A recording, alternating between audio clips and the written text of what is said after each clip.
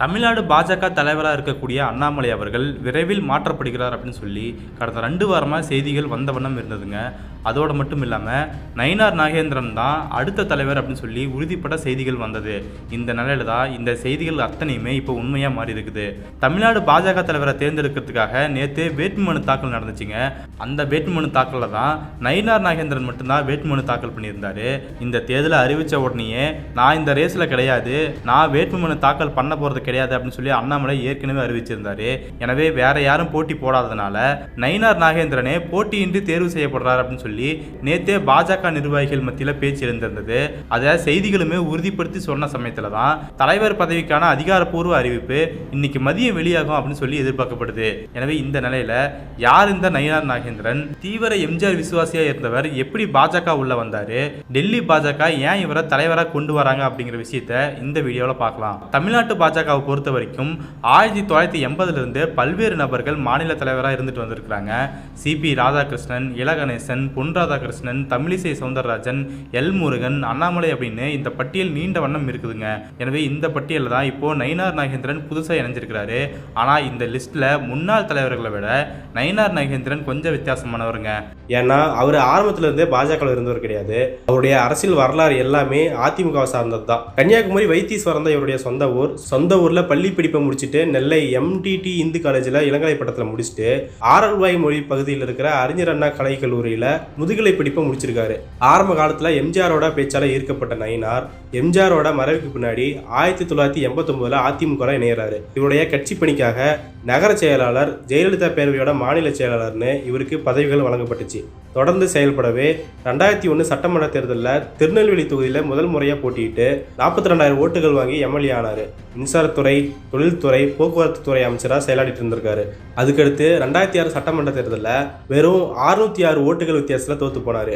ஆனால் தொடர்ந்து 2011 சட்டமன்ற தேர்தலில் போட்டி போட்டு அதே திருநெல்வேலி தொகுதியில் ஜெயிச்சிருந்தார். அடுத்து 2016 தேர்தலில் 601 வாக்கு வித்தியாசத்தில் தோத்து போனார்.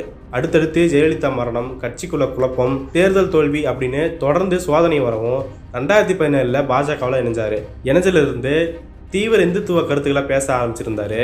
2019 நாடாளுமன்ற தேர்தலில் ராமநாதபுரம் மக்களவை தொகுதியில் போட்டியிட்டு தோத்து போனாரு. இதுல குறிப்பிட்டு சொல்லணும்னா வைரமுத்து ஆண்டாள் விவகாரத்துல வைரமுத்துவோட நாக்கு 10 கோடி அறிவிச்சு பாஜக கட்சிக்கு தன்னுடைய விசுவாசத்தை காட்டினாரு. அதன்படியே அவர் மீண்டும் வெளியே தெரிய ஆரம்பிச்சாரு. தொடர்ந்து திருநெல்வேலி மாவட்டத்தில் செயல்பட்டு வந்திருக்காரு. 2021 சட்டமன்ற தேர்தலில் பாஜக அதிமுக கூட்டணியில போட்டி போட்டு ஏற்கனவே தனக்கு இருக்கிற செல்வாக்கு மூலமா 23,000 வாக்குகள் வித்தியாசத்தில் ஜெயிச்சிருந்தாரு. இவரோட சேர்த்து வானதி ஸ்ரீனிவாசன் உட்பட மொத்தம் 4 பேர் பாஜகவுடைய எம்எல்ஏக்களாக தேர்ந்தெடுக்கப்பட்டிருந்தாங்க. அதுல இவருடைய செல்வாக்கு, அனுபவம், சீனியாரிட்டியின் காரணமா இவரு பாஜகவுடைய சட்டமன்ற குழு தலைவராக தேர்ந்தெடுக்கப்படுறாரு. அதுக்கு முன்னாடி அப்போதைய தமிழ்நாட்டு பாஜகவுடைய தலைவராக இருந்த எல் முருகன் அவர்களுக்கு மத்திய இணையமைச்சர் பதவி வழங்கப்பட்டதுமே தமிழ்நாடு பாஜக தலைவர் பேரு நயினார் நாகேந்திரன் அவர்களுடைய பேரும் பரிந்துரைக்கப்பட்டுச்சு. ஆனால் கடைசியில் அண்ணாமலை தலைவரானாரு. எம்எல்ஏ தேர்ந்தெடுக்கப்பட்டதுல இருந்து ஒன்றிய பாஜக அரசு கொண்டு வர திட்டத்துக்கு ஆதரவாகவும் தமிழ்நாடு அரசை விமர்சிச்சும் சட்டமன்றத்திலையும் மீடியாக்களையும் பேசிட்டு வந்திருக்காரு. பாஜகவில் தெரிஞ்ச முகமா அறியப்படுற இவர் அதே சமயம் திருநெல்வேலி மக்களுக்கும் பரிச்சயமானவராக தான் அறியப்படுறாரு. அதிமுகவில் இணைஞ்சு வேலை செஞ்சது, ஜெயிச்சது அப்படின்னு முன்னாள் அதிமுக அனுதாபி அப்படிங்கிற விஷயமும் இவருக்கு பக்கபலமா அமையுது. இந்த காரணி தான் 2021 சட்டமன்ற தேர்தலில் எதிரொலிச்சது. அவரும் பெரும்பான்மை வாக்கு வித்தியாசத்தில் ஜெயிச்சிருந்தாரு. ஆக இந்த செல்வாக்கு முகத்தை விட்டுறக்கூடாது அப்படிங்கிறதுக்காக தான் அதுவும் சட்டமன்ற குழு தலைவராக இருக்கிற நயினார் நாகேந்திரனை கடந்த 2024 நாடாளுமன்ற தேர்தலில் அதே திருநெல்வேலி தொகுதியோட வேட்பாளராக பாஜக அறிவிச்சிருந்தது. மேலும் அந்த தொகுதியில் போட்டியிடுறதுக்காக நயினார் நாகேந்திரன் அவர்கள் மும்முரமா வேலை பார்த்தாரு. வேட்பாளர் பெயர் அறிவிக்கிறதுக்கு முன்னாடி இருந்தே அங்க அலுவலகத்தை திறந்து தேர்தல் வேலைகளை முன்கூட்டியே ஆரம்பிச்சிருந்தாரு. ஆனா அந்த 2024 நாடாளுமன்ற தேர்தலில் அவர் தோல்வியை தழுவியிருந்தாரு. தொடர்ந்து இப்ப வரைக்குமே எம்எல்ஏவாகவும் பாஜக சட்டமன்ற குழு தலைவராகவும் இருந்துட்டு வர நயினார் நாகேந்திரன் இப்போ பாஜகவுடைய மாநில தலைவராகவும் பொறுப்பேற்கிறாரு. என்னதான் தலைவர் பதவிக்கு வந்தாலும் அண்மையில இவரை சுத்தி நடந்த பல்வேறு சர்ச்சைகள் இவருக்கு பிரச்சனையா தாங்க இருக்குது.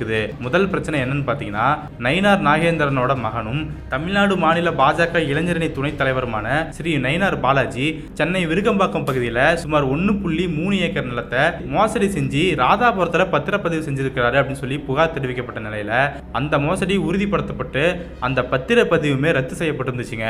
எனவே இந்த மோசடி வெளியே வந்த சமயத்தில் இது பெரிய பேசு பொருளானது. நயினார் நாகேந்திரன் அவர்களுக்கும் அவருடைய மகனுக்கும் இது ஒரு கருப்பு புலியா அமைஞ்சிருந்தது அப்படின்னு சொல்லலாம். இதுக்கு அடுத்து தான் கடந்த 2024 நாடாளுமன்ற தேர்தல் அப்போ இவர் வேட்பாளராக போட்டி போட்டிருந்தார் இல்லையா, அந்த சமயத்தில் இவருடைய பேரில் 4 கோடி ரூபாய் சிக்கி சர்ச்சையை ஏற்படுத்தியிருந்துச்சு. பறக்கும் படையினருக்கு ரகசிய தகவல் கிடைச்சி தாம்பரம் ரயில்வே ஸ்டேஷனில் குண்டு கட்டா அந்த 4 கோடி ரூபாயை பறிமுதல் பண்ணியிருந்தாங்க. அந்த 4 கோடி ரூபாய் எடுத்துட்டு போனவர் விசாரணையில் நயினார் நாகேந்திரன் பேரை ஓப்பனாக சொல்லியிருக்கிறாரு. எனவே அந்த கேஸுமே இன்னும் விசாரணையில் இருந்துட்டு வர நிலையில் இது பிற்காலத்தில் நயினார் நாகேந்திரனுக்கு குடைச்சலை கொடுக்கலாம் அப்படின்னு சொல்லி அரசியல் விமர்சகர்கள் சொல்றாங்க. எனவே இந்த கேஸ்ல இருந்து அவர் எப்படி தப்பிக்க போறாரு, இதெல்லாம் எந்த அளவுக்கு தாக்கத்தை ஏற்படுத்தும் அப்படின்னு சொல்லி எல்லா விஷயங்களும் பொறுத்து தான் பார்க்கணும். அதே சமயம் இந்த 4 கோடி ரூபாய் ரயில் மூலமா தான் கொண்டு செல்லப்படுது அப்படின்னு சொல்லி அண்ணாமலை தான் போட்டு கொடுத்தாரு அப்படின்னு சொல்லி பாஜக வட்டாரத்திலே பேச்சு இருந்ததுங்க. ஆக அந்த நாடாளுமன்ற தேர்தலில் இருந்து நயினார் நாகேந்திரனோட கை ஓங்கிடக்கூடாது, அவர் ஜெயிச்சு எம்பி ஆகிட்டா சீனியாரிட்டி ரீதியா அவர் மேல கவனம் திரும்பும் அப்படின்னு சொல்லி அண்ணாமலை புகைச்சல இருந்ததா பேச்சுகள் வர ஆரம்பிச்சது. இந்த சமயத்தில் இன்னொரு முக்கியமான விஷயத்தையும் பார்க்க வேண்டியது இருக்குதுங்க. அதாவது நேற்று வேட்புமனு தாக்கல் பண்ணாங்க இல்லையா, அப்போ வானதி ஸ்ரீனிவாசன், எல் முருகன் தான் முன்மொழிஞ்சிருந்தாங்க. மேலும் தமிழிசை அவர்கள் நேரில் வரலனாலுமே அவங்களுமே முன்மொழிஞ்சு கையெழுத்த போட்டிருந்தாங்க. ஆக யார் யாருக்கெல்லாம் அண்ணாமலை குடைச்சலா இருந்தாரோ அவங்களாவே சேர்ந்து நயினார் நாகேந்திரனை தலைவராக்கி இருக்கிறாங்க அப்படின்னு சொல்லி நேத்துல இருந்து பேச்சுகள் அடிப்படை ஆரம்பிச்சிருக்குதுங்க. சரி, இதெல்லாம் ஒரு பக்கம் இருக்க, நயினார் நாகேந்திரனை இப்ப ஏன் தலைவராக்க வேண்டிய தேவை ஏற்படுது, டெல்லி பாஜக எந்த இடத்துல கன்வின்ஸ் ஆனாங்க அப்படின்னு பார்க்கும்போது எல்லாருக்கும் ஒரு விஷயம் காமனா தெரிஞ்ச விஷயம் தாங்க. அதாவது பாஜக அப்படிங்கிறது ஒரு பிராமண கட்சி அப்படிங்கிற பிம்பத்தை மறைக்கிறதுக்காக பொன் ராதாகிருஷ்ணன், தமிழிசை, எல் முருகன், அண்ணாமலை அப்படின்னு சொல்லி தொடர்ச்சியா இடைநிலை சாதியை சேர்ந்தவர்கள் தான் தலைவராக நியமிக்கப்பட்டிருந்தாங்க. அதன் தொடர்ச்சியாக தான் இப்போ முக்குலத்தோர் சமுதாயத்தை சேர்ந்த நயினார் நாகேந்திரன் அவர்கள் தலைவராக நியமிக்கப்பட்டிருக்கிறாரு. எனவே பிராமணர் இல்லாத ஒருத்தரை நாங்கள் இப்போ தலைவராக நியமிச்சிருக்கிறோம் அப்படிங்கிற பிம்பத்தை இப்பவுமே பாஜக காப்பாற்றிருக்கிறாங்க அப்படின்னு சொல்லலாம். இதை தாண்டியுமே நிறைய கணக்குகள் இருக்கிறதா சொல்றாங்க. அதுல முக்கியமான ஒன்று என்னன்னா, தெற்க குறி வச்சு பாஜக வேலை பார்க்க ஆரம்பிக்கிறதா சொல்றாங்க. ஏன்னா தெற்கு பகுதியில் தான் அதிமுக மேல அதிருப்திகள் அதிகமாக இருக்குது அப்படின்னும் போது அந்த அதிருப்தி வாக்குகளை அப்படியே பாஜகவுக்கு திசை திருப்ப முடியும் அப்படின்னு சொல்லி பாஜகவினர் நம்புறாங்க. மேலும் முன்னாடியே சொன்ன மாதிரி நயினார் நாகேந்திரன் ஒரு முன்னாள் அதிமுக காரர் அப்படிங்கிற ஒரு பிம்பம் இன்னுமே இருக்கிற சமயத்துல அவரு எம்ஜிஆர் விசுவாசி அப்படிங்கிற அடிப்படையில இதை வச்சு அதிமுகவுக்கு ஒரு செக் வைக்க முடியும் அப்படின்னு சொல்லி பாஜகவினர் நம்புறாங்க. ஏன்னா தீவிர எம்ஜிஆர் விசுவாசியா இருக்கிற நயினார் நாகேந்திரன் அவர்கள் இப்ப வரைக்குமே எம்ஜிஆர் பாடல தன்னுடைய காலாட்டியூனா வச்சிருக்கிற நயினார் நாகேந்திரன் அவர்கள் முழு முற்றிலுமாவே ஒரு பாஜக நபரா செயல்பட மாட்டாரு, அவரு அதிமுகவுக்கு கொஞ்சம் இணங்கி போறவரா இருப்பாரு அப்படின்னும் இது தொகுதி பங்கீடு விஷயத்துல பாஜகவுக்கு ஒரு நன்மை ஏற்படுத்தும் அப்படின்னு சொல்லி பாஜகவினர் நம்புறாங்க. ஆனா அதே சமயம் எந்த விஷயத்த பாஜக தங்களுடைய பலமா கருதுறாங்களோ அதே எம்ஜிஆர் சென்டிமெண்ட்டையும் அதிமுக சென்டிமெண்ட்டையும் எடப்பாடி கையில் எடுத்தார் அப்படின்னா அங்கேயுமே எடப்பாடிக்கு ஒரு அப்பர் ஹேண்ட் கிடைக்கிறதுக்கு வாய்ப்பு இருக்கிறதா சொல்றாங்க. இதையெல்லாம் தாண்டி அண்ணாமலை மாதிரி காட்டமா பேசாம கொஞ்சம் கடுகடுன்னு இருக்காம நயினார் நாகேந்திரன் கொஞ்சம் சுமூகமா போவார் அப்படின்னும் களத்துல அனுசரிச்சு போக இவர் கரெக்டா இருப்பாரு அப்படின்னு சொல்லி பாஜகவினர் நம்புறாங்க. எது என்னவோங்க, பொய் பேசி மத கலவரத்தை தூண்ட பார்த்து சாட்டையடி அடிச்சு அரசியல் பண்ண அண்ணாமலை இடத்துல இப்போ நயினார் நாகேந்திரன் வந்து எந்த மாதிரியான அரசியலை முன்னெடுக்க போறாரு அப்படிங்கிற கேள்வி அவருக்கு முன்னாடி ஸ்ட்ராங்கா இருக்கு அப்படின்னும் போது அவருடைய தொடர்ச்சியான செயல்பாடுகளை மக்கள் இன்னுமே கூர்ந்து கவனிப்பாங்க அப்படிங்கிற நிலைமை இருக்கும்போது நயினார் நாகேந்திரன் அவருடைய செயல்பாடுகள் எப்படி இருக்க போகுது அப்படிங்கிறதெல்லாம் பொறுத்திருந்து பார்க்கலாம்.